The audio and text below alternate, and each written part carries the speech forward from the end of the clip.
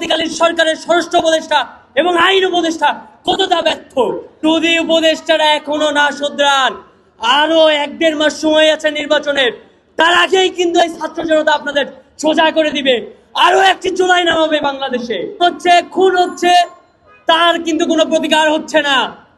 বাংলাদেশের বর্তমান অন্তর্বর্তীকালীন সরকার তাদের আইন শৃঙ্খলার অবনতির স্পষ্ট ব্যর্থতা প্রকাশ করছে। ওদের স্বপ্ন পূরণে পাশে থাকতে পেরে আমরা গর্বিত।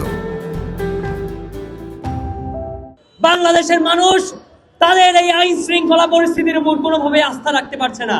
আমরা দেখতে পেয়েছি ঢাকা বিশ্ববিদ্যালয়ের শিক্ষার্থী সাম্য হত্যা হয়েছে, জগন্নাথ বিশ্ববিদ্যালয়ের শিক্ষার্থী জুবায়ের হত্যা হয়েছে, ওসমান হাদির হত্যা হয়েছে, মুসাব্বিরের হত্যা হয়েছে, কিন্তু কোনো হত্যার বিচার হয় নাই। গত 29 আগস্ট ডাকসু বিপি নুরুল হক নূরের উপর এই স্থানে হামলা হয়েছে, কিন্তু এখন পর্যন্ত হামলার সুষ্ঠু তদন্তের রিপোর্ট দিতে পারে না এই অন্তর্বর্তীকালীন সরকার। তাতে বোঝা যায় এই অন্তর্বর্তীকালীন সরকারের স্বরাষ্ট্র উপদেষ্টা এবং আইন উপদেষ্টা কতটা ব্যর্থ। আমরা বলতে চাই, আপনারা ভুলে যাবেন না, বাংলাদেশের ছাত্র জনতা দেখিয়ে দিয়েছে জুলাই কিভাবে বাংলাদেশকে পরিবর্তন করতে পারে।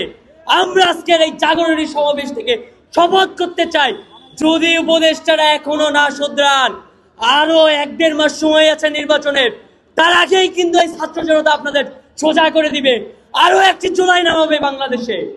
শুধুমাত্র অন্তর্বর্তীকালীন সরকার নয়, এরপরে যারা ক্ষমতায় আসবেন, যে কোনো রাজনৈতিক সরকার, তাদেরকেও মনে করিয়ে দিতে চাই, যে কোনো সময় বাংলাদেশের বুকে জুলাই নেমে আসতে পারে।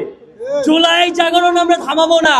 আমরা প্রতিজ্ঞা করতে চাই, জুলাইয়ের স্পিডকে ধারণ করে বাংলাদেশের প্রত্যেকটা ক্ষেত্র থেকে দুর্নীতি, চাঁদাবাজি এবং দুর্বৃত্তায়ন দূর করতে চাই। ছাত্র জনতা সবসময় সোচ্চার আছে। বাংলাদেশের প্রত্যেকটি হত্যাকাণ্ডের দ্রুত বিচার দাবি করছি এবং আইন শৃঙ্খলা বাহিনীর দ্রুত কঠোর পদক্ষেপ আশা করছি প্রত্যেকটা ঘটনায়।